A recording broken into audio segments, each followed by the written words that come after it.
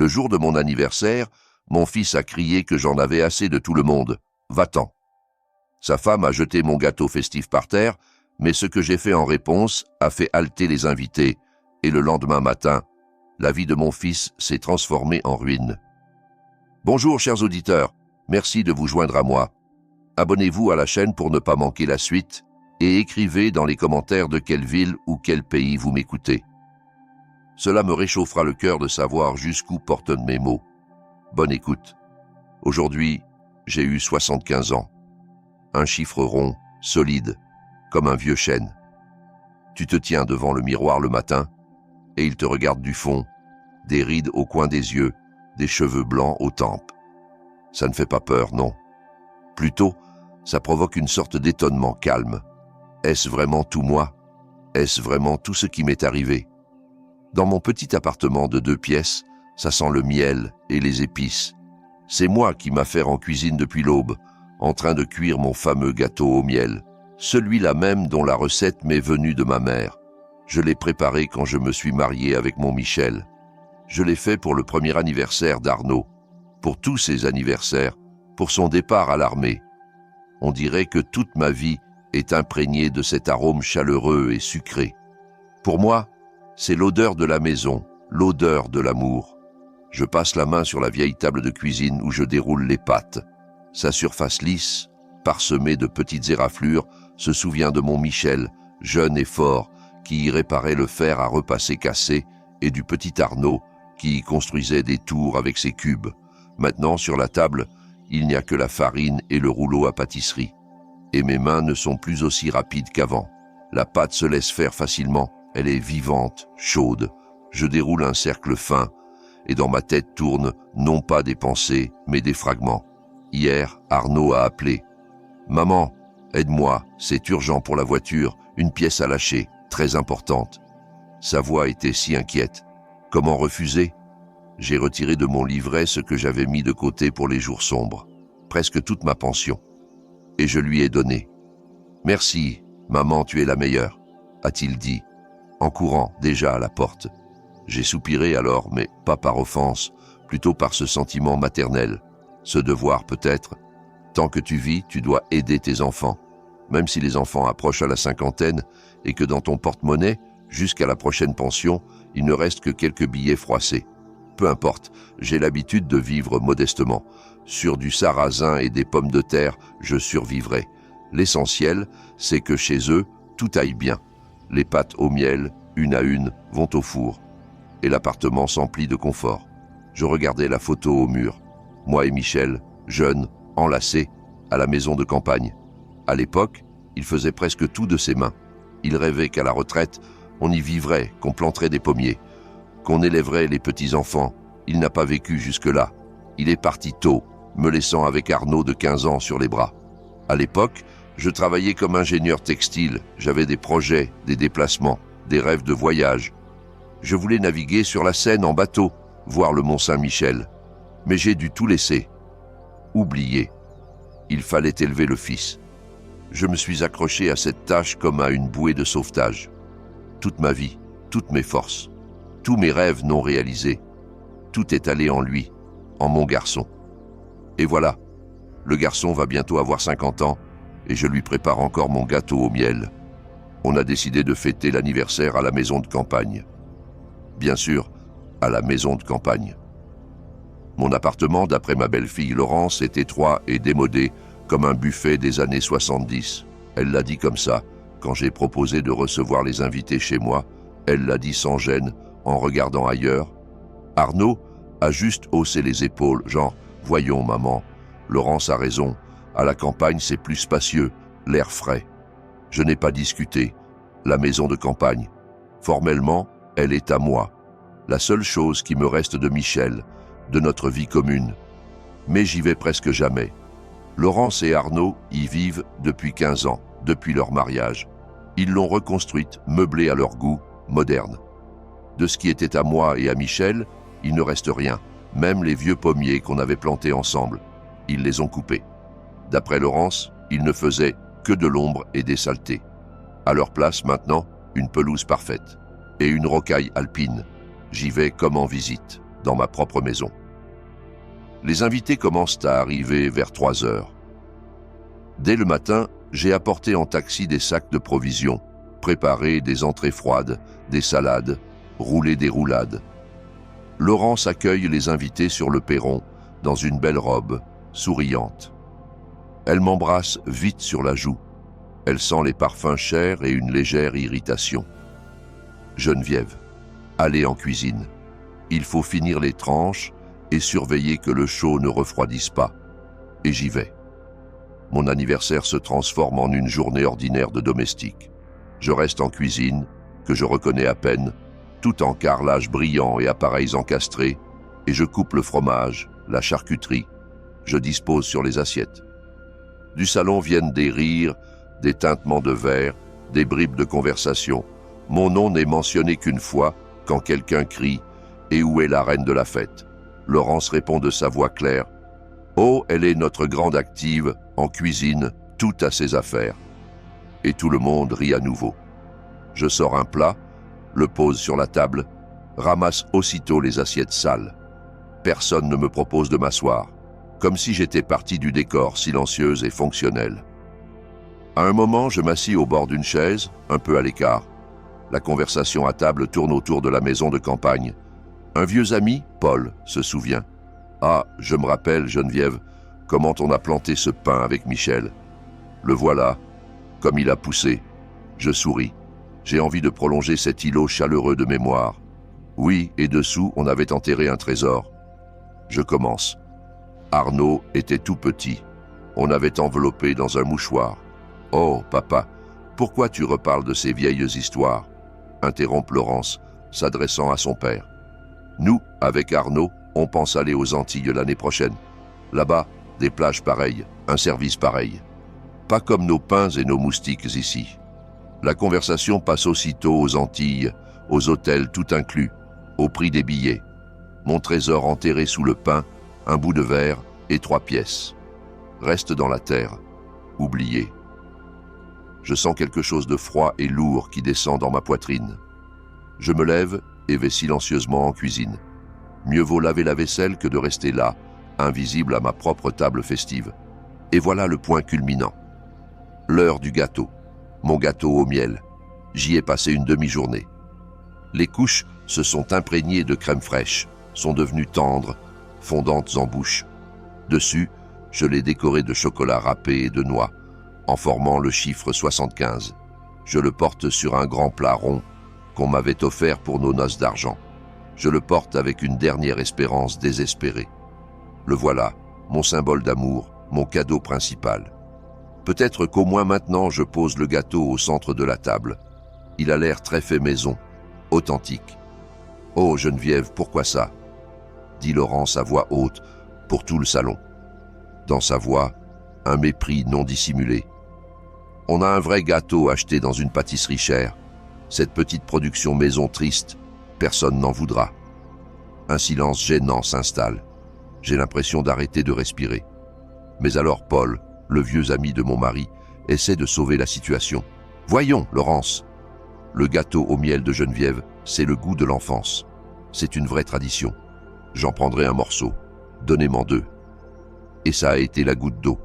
Le mot « tradition », dit devant ses amis modernes et riches, a sonné comme une insulte pour Laurence. Ça ruinait l'image de l'hôtesse moderne et réussie qu'elle construisait si soigneusement. Son visage se tord. Dans ses yeux, une rage froide brille. D'un mouvement rapide et précis, elle attrape mon plat avec le gâteau. « Les traditions, c'est pour les musées », siffle-t-elle entre les dents. Et sous les yeux de tous les invités stupéfaits, elle retourne le plat et jette mon gâteau au miel, mon travail, mon amour. Directement dans la poubelle contre le mur. Nous fêtons l'avenir. Dans la pièce, un silence absolu, vibrant. On n'entend que dans la poubelle, avec un bruit sourd et humide, le gâteau qui s'affaisse. Tous regardent tantôt la poubelle, tantôt moi. Je reste pétrifié et je regarde mon fils. J'attends. Peut-être qu'il va se lever maintenant, dire quelque chose, arrêter ce cauchemar. Arnaud se lève.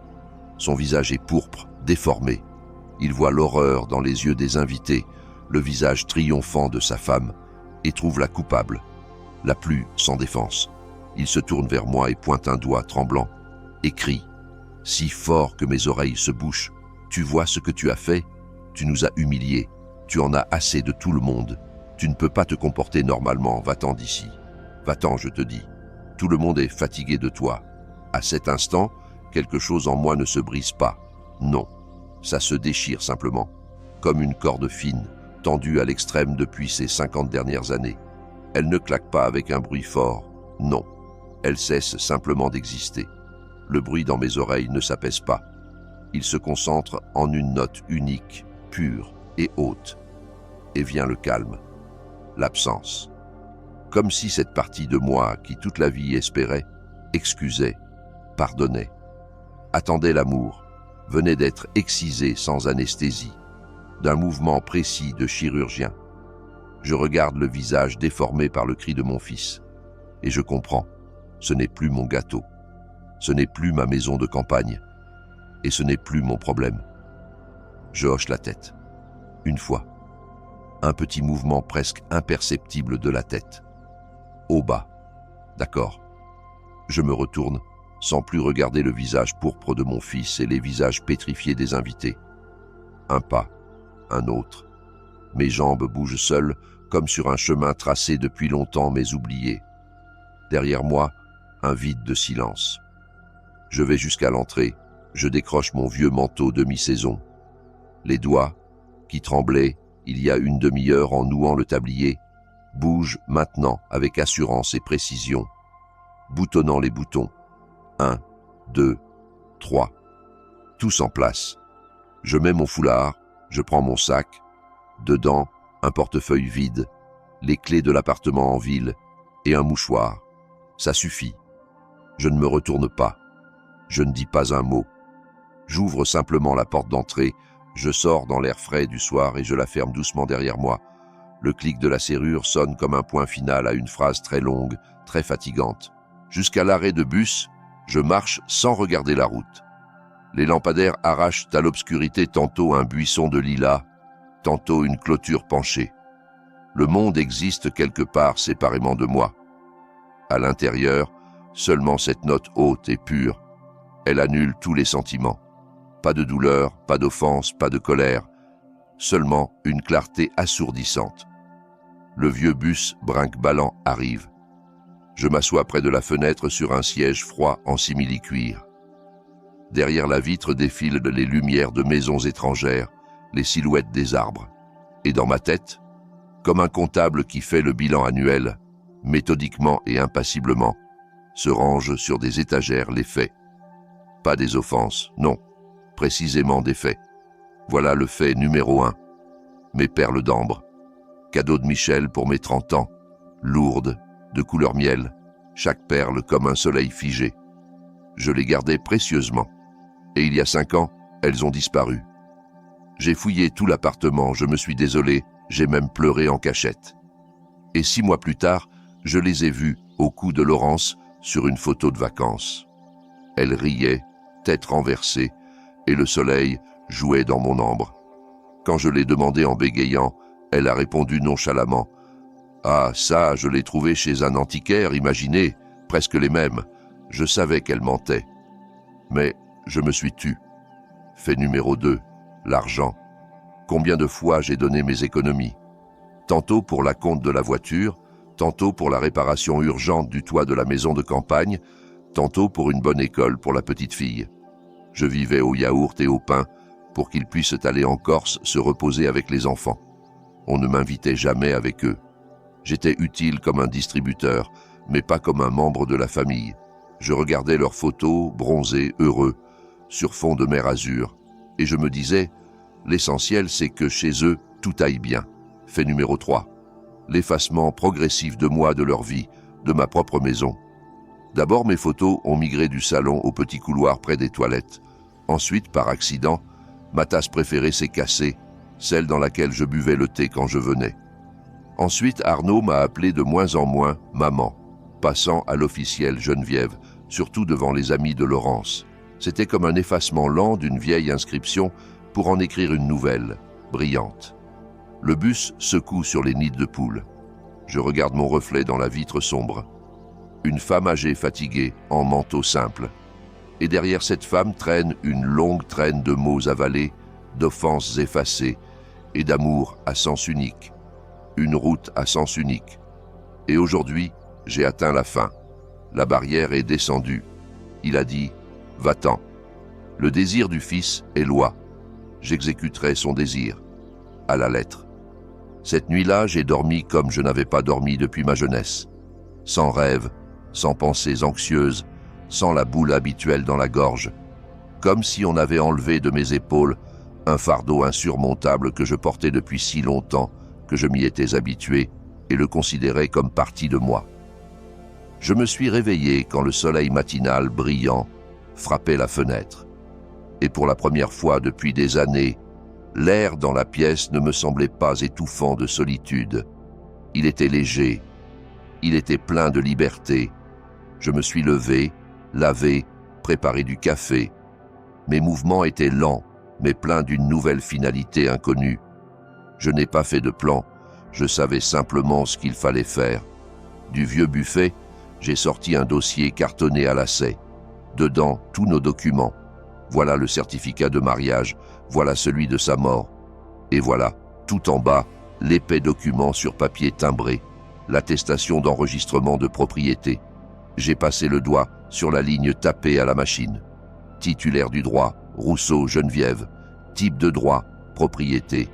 Propriétaire unique. Je regardais le cachet bleu dans le coin et il m'a soudain rappelé les plans sur papier calque de ma vie d'avant. Un souvenir a surgi, si vif comme si c'était hier. J'ai 35 ans. Michel n'est plus depuis presque un an. Arnaud, adolescent difficile, traîne avec une mauvaise compagnie et on m'appelle au ministère à Paris. On me propose de diriger un atelier expérimental dans une grande usine textile. Mon laboratoire, un appartement de fonction, des perspectives tout autres. C'était le sommet dont je n'osais rêver. J'étais assise dans un grand bureau, tenant l'ordre de nomination. Et devant mes yeux, pas les nouvelles machines, mais le visage perdu de mon fils. Je pensais à comment il resterait seul dans notre 2 pièces, comment je me partagerais entre 2 villes, comment cette maison de campagne qu'on venait de finir construirait s'envahirait de mauvaises herbes. Et j'ai refusé. J'ai dit merci, je ne peux pas, j'ai mon fils. Je suis rentré, et tout moi, tout mon talent d'ingénieur non réalisé, je l'ai investi pour préserver pour lui cette maison, cette semblance de stabilité. J'ai sacrifié ma carrière pour cette maison de campagne, cette même maison de campagne d'où on m'a chassé hier. J'ai posé le document sur la table.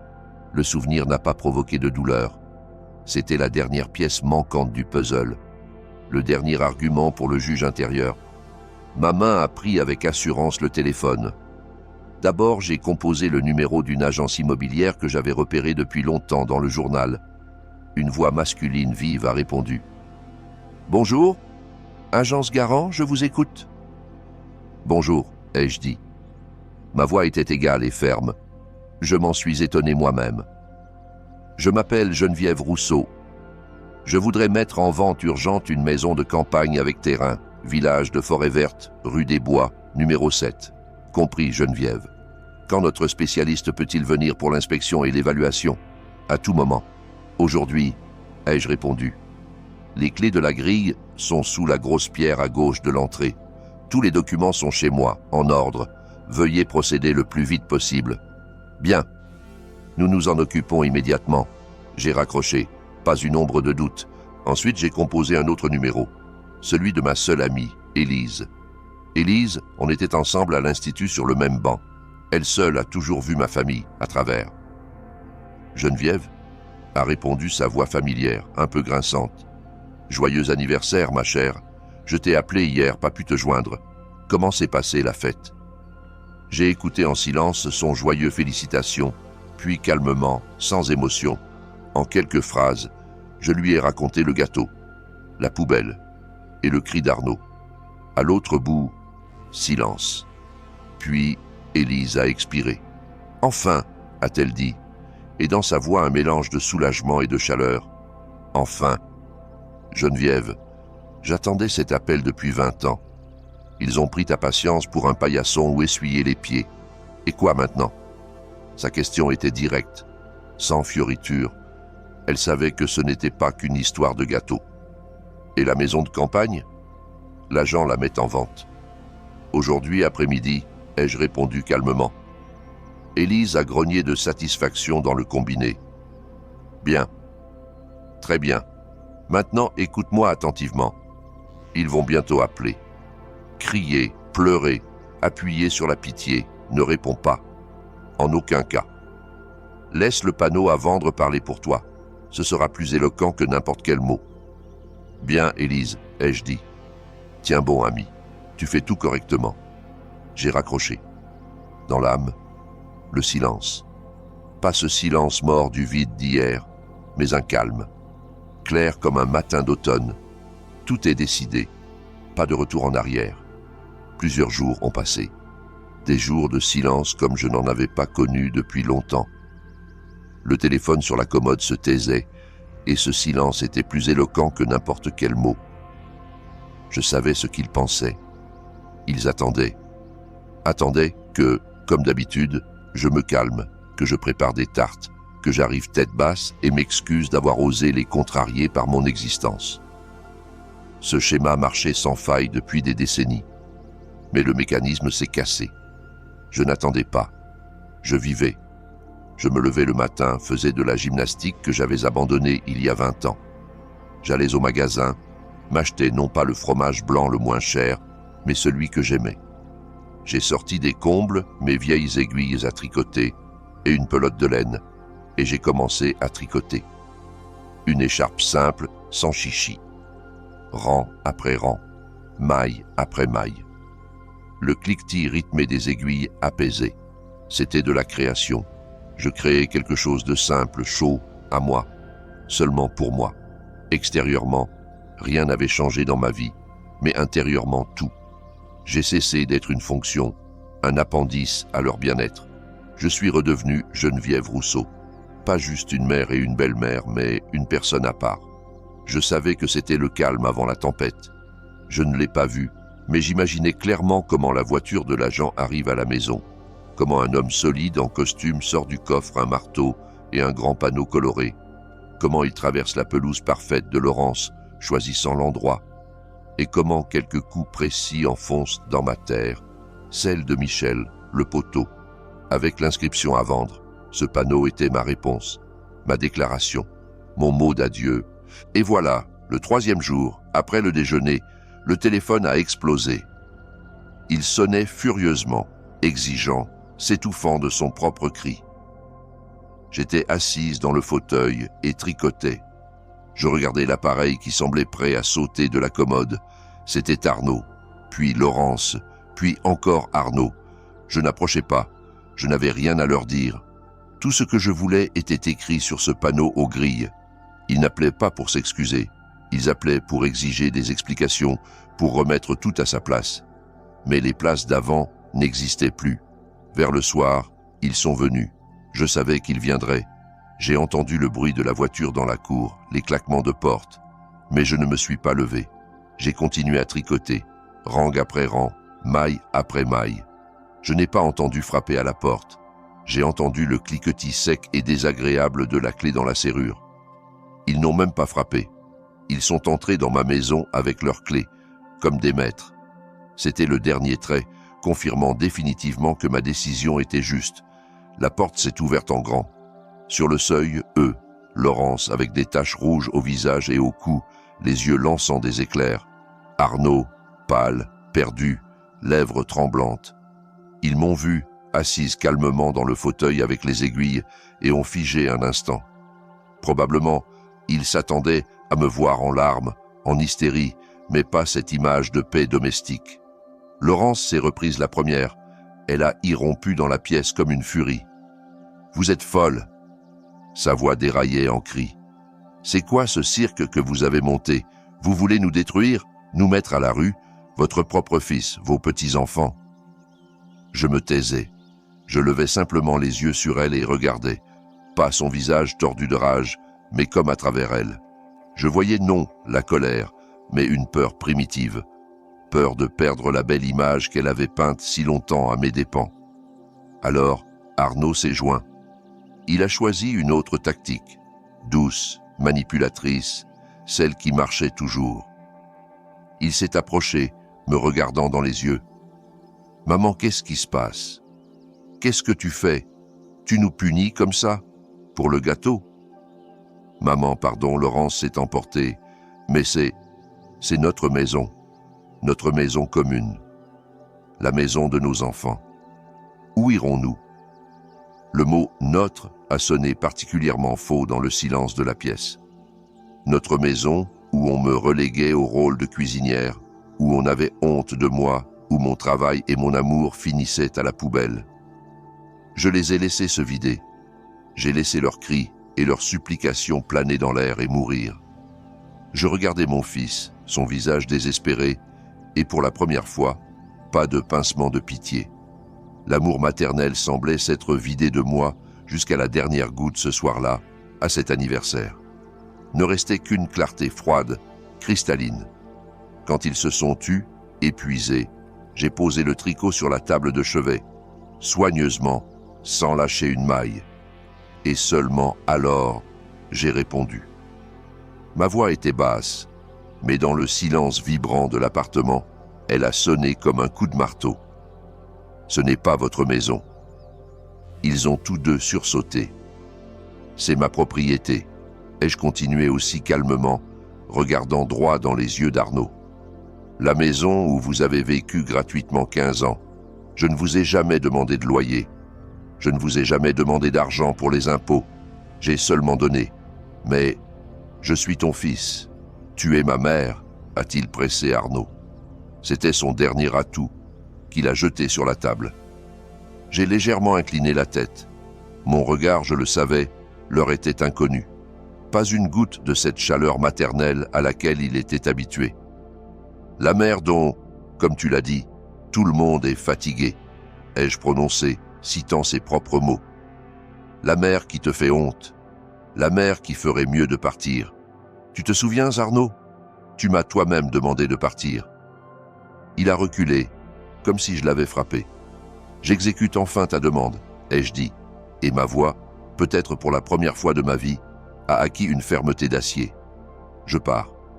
Complètement. Vois-tu, mon gâteau démodé, ma vieille maison de campagne, mes économies, tout ça fait partie de moi.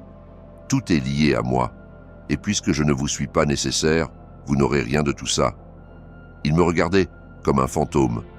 Il ne pouvait croire que ces mots sortaient de leur mère et belle-mère calmes, conciliantes, infaillibles. Laurence a ouvert la bouche pour crier quelque chose, mais n'a pas trouvé les mots. Arnaud restait juste là et avalait l'air en silence. Je me suis levé du fauteuil. La décision est prise. L'agent a toutes les instructions. Il cherche déjà. Des acheteurs. Vous devrez assurer l'accès pour les visites. Vous avez 30 jours pour trouver un nouveau logement et emporter vos affaires. J'ai dit ça et compris qu'il n'y avait plus rien à ajouter. Tout était dit.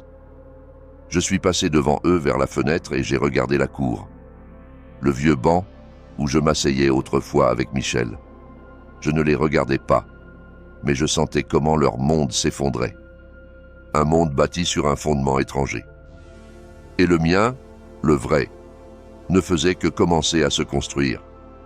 Ils sont partis, laissant dans l'air de mon appartement un lourd dépôt de confusion et de colère. Moi, je ne sentais rien sauf le silence. Je me suis approché du téléphone et j'ai débranché la prise. Plus d'appels, plus de cris, plus de reproches. Tout ce qu'il fallait dire, je l'ai dit. Tout ce qu'il fallait faire, je l'ai fait. Les semaines suivantes ont été étranges. Jusqu'à moi, comme un écho distant, parvenaient les répercussions de leur monde qui s'écroulait. 2 fois à appeler la belle-mère effrayée de Laurence, sa mère, bredouillant pour me supplier de me raviser et d'avoir pitié des petits. J'ai répondu poliment que je les avais plaints toute ma vie et que maintenant c'était à eux de s'occuper d'eux-mêmes. Après le 2e appel, j'ai cessé de répondre aussi à elle. Une fois, Élise a appelé. Sa voix était compatissante, mais sans ombre de jugement. « J'ai vu ta Laurence hier à la clinique du quartier, a-t-elle dit. Elle a l'air, disons-le franchement, pas comme une reine des Antilles. Elle a vieilli de 10 ans. On dit qu'ils ont déménagé, trouvé un 2 pièces délabré en location, à l'autre bout de la ville. Arnaud a pris un deuxième boulot, manutentionnaire de nuit, et elle court les entretiens. Mais après 15 ans à la campagne, personne ne la prend vraiment. Ils se disputent terriblement, dit-on. J'écoutais ça, et en moi ni malice, ni satisfaction. Seulement un sentiment d'inéluctabilité, comme si on regarde une feuille d'automne se détacher de la branche et tomber. Son vol peut être long ou court, mais la fin est prédestinée. Ils se sont détachés eux-mêmes de la branche qui les nourrissait. Je n'étais pas la cause de leur chute, j'étais seulement la condition qu'ils ont cessé de remplir. La maison de campagne s'est vendue étonnamment vite. Des acheteurs se sont trouvés presque tout de suite. Une jeune famille qui, d'après l'agent, est tombée amoureuse de la maison au premier regard. Le jour de la transaction, j'étais au bureau de l'agence, signant les papiers. La main ne tremblait pas. Quand sur mon compte d'épargne est arrivée une somme avec tant de zéros que je ne pouvais l'imaginer, je n'ai pas senti d'euphorie. J'ai senti un poids. Agréable, solide poids des possibilités. Ce n'était pas juste de l'argent. C'était les années de ma vie non voyageuse. C'était ma carrière non réalisée. C'était toutes ces robes que je ne m'étais pas achetées. Et tous ces sanatoriums où je n'étais pas allé. Tout ça m'est revenu sous forme de chèque bancaire. La première chose que j'ai faite, c'est m'inscrire dans un bon centre auditif. Depuis des années, j'entendais mal d'une oreille, mais je balayais toujours. Trop cher. Et pas le temps. On m'a adapté un petit appareil numérique presque invisible. Quand je suis sorti dans la rue et l'ai allumé pour la première fois, je suis resté figé. J'ai entendu. J'ai entendu les feuilles bruisser sous les pieds, un moineau pépier en haut, les fils bourdonner doucement au-dessus. Le monde s'est abattu sur moi en avalanche de sons que j'avais oubliés depuis longtemps. Et j'ai pleuré. Pour la première fois depuis tout ce temps. Mais c'était des larmes non de chagrin, mais de retrouvailles. Ensuite, j'ai acheté un manteau. Toute ma vie, j'ai porté du pratique, non salissant, gris ou noir. Et là, je l'ai vu en vitrine, un manteau d'un bleu profond, saturé, couleur de l'eau de la Seine au crépuscule. Il était complètement impratique, mais incroyablement beau. Je suis entré, l'ai essayé. Il m'allait parfaitement, et je l'ai acheté, sans hésiter. Quand je suis sorti dans la rue, dans ce nouveau manteau bleu, je me suis senti autre. Pas une vieille qui finit ses jours, mais une femme. Simplement une femme. Et puis, j'ai réalisé mon rêve le plus ancien, le plus cher, celui qu'on avait avec Michel. J'ai acheté un billet pour une croisière fluviale sur la Loire, de Paris à Nantes, pour 10 jours. Je me souviens comment on économisait pour ce voyage, et puis tout l'argent est parti pour des professeurs particuliers pour Arnaud, avant l'Institut. Peu importe Geneviève, avait dit Michel alors. Le fils est plus important. On aura encore le temps. On n'a pas eu le temps. Et avant le départ, j'ai fait encore une chose. J'ai trouvé sur Internet le téléphone d'une maison de la culture et je me suis inscrite à un cours débutant de design textile sur le batik. Soudain, j'ai désespérément voulu revenir à ce avec quoi j'avais commencé, prendre en main le tissu, les couleurs et sentir à nouveau comment sous tes doigts naît un motif, comment du chaos des couleurs surgit l'harmonie. Et me voilà ici, debout sur le pont d'un bateau blanc comme neige. Le vent fluvial frais agite mon nouveau foulard, et je m'enroule dans mon manteau bleu. Lentement défilent les rives vertes, les dômes dorés des églises, les petits villages. Le bateau avance doucement, coupant la surface de l'eau, et derrière la poupe reste une longue traînée écumeuse. Dans mes mains, un album à dessin. Je l'ouvre à une page blanche. À côté, des crayons de couleur. Je regarde les rides sur l'eau, le jeu de lumière et d'ombre, et la main commence d'elle-même à tracer un motif, des lignes fluides, entrelacées, comme des vagues. Je ne sens ni colère, ni amertume. En moi, pas d'offense pour le passé, et pas de peur pour l'avenir. Il y a seulement cet instant, ce ciel bleu, cet espace, ce calme profond, comme la Loire elle-même, apaisant. Pendant 75 ans, mon monde était de la taille de mon appartement et de la cuisine à la campagne. J'ai donné ma vie, mon argent, mon cœur. Ils ont pris tout ça et jeté par terre, comme ce gâteau.